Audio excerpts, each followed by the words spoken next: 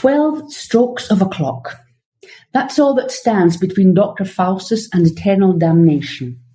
In Christopher Marlowe's masterpiece, this final hour, told in Act 5, Scene 2, is more than just a monologue. It's a man who wants infinite power, who realizes he's trapped in a finite world. You're right to point this out, Annie. Most students will just summarize this scene. They'll tell the examiner that Faustus is scared and the clock is ticking. That's a B-level answer.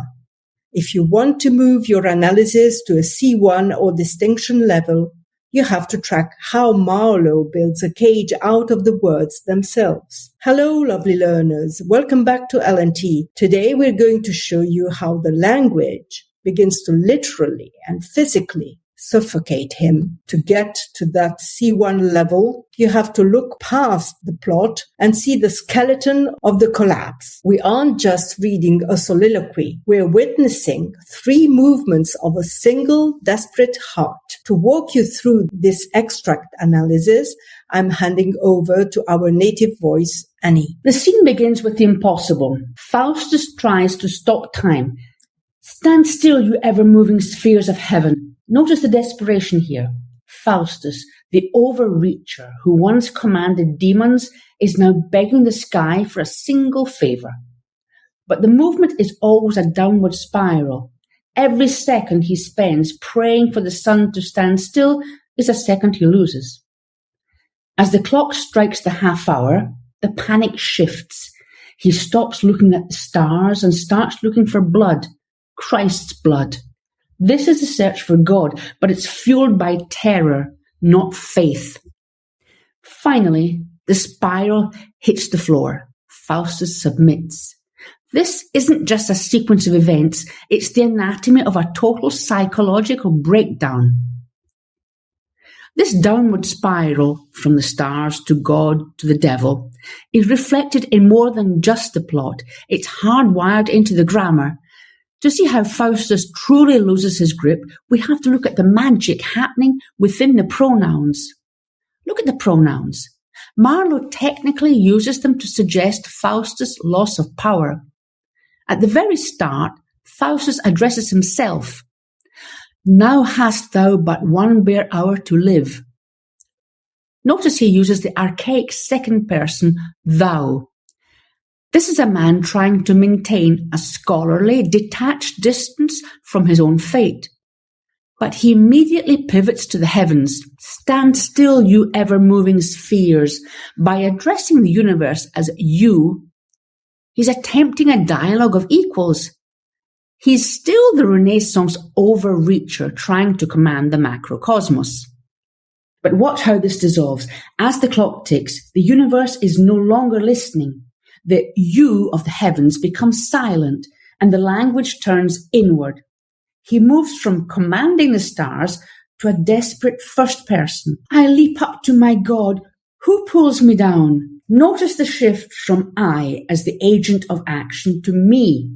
In mountains and hills, come and fall on me. Faustus has moved from the subject, the one acting, to the object, the one being acted upon. He's no longer the man doing the magic. He's the man having the universe collapse upon him. Even God has become distant.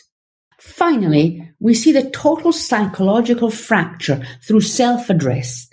He doesn't just say, I am lost.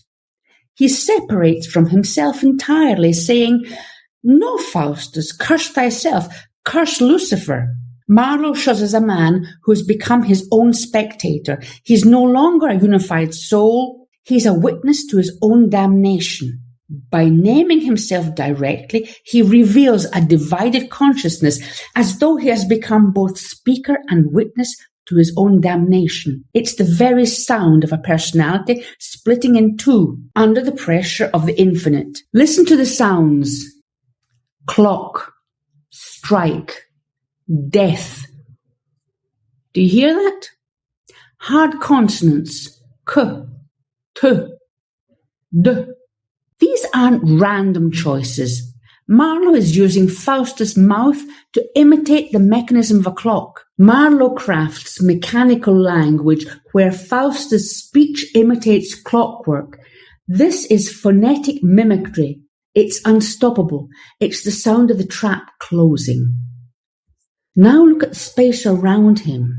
At the start of the extract, Faustus' imagination is still infinite. He addresses the heavens and the earth.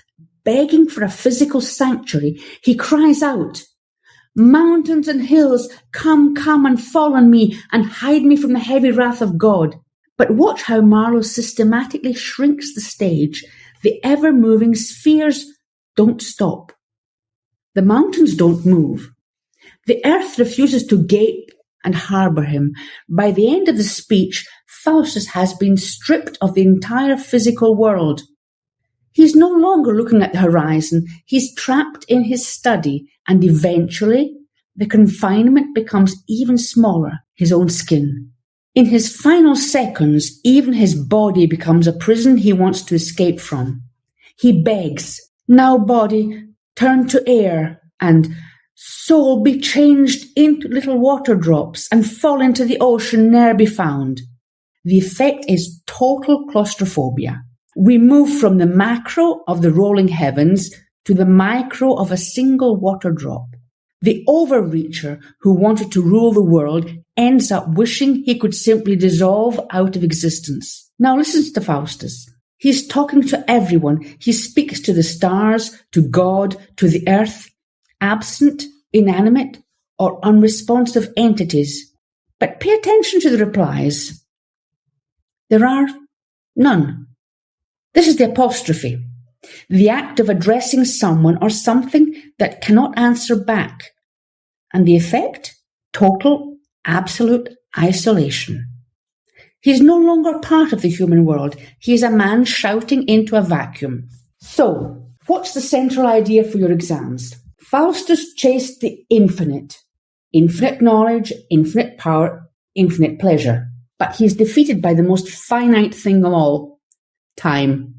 That's the real tragedy. It's not about magic or devils. It's about the one limit no human can break.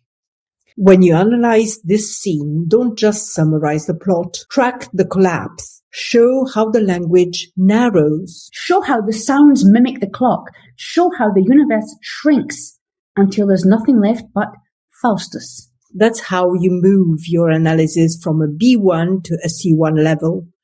If you want the full extract and our guided worksheet, you can find it at literaturenoTrouble.com. We'll see you in the next series. Share this with a friend so they don't end up like Faustus, watching the clock and realizing it's too late. L&T, where literature meets clarity. Stay lit.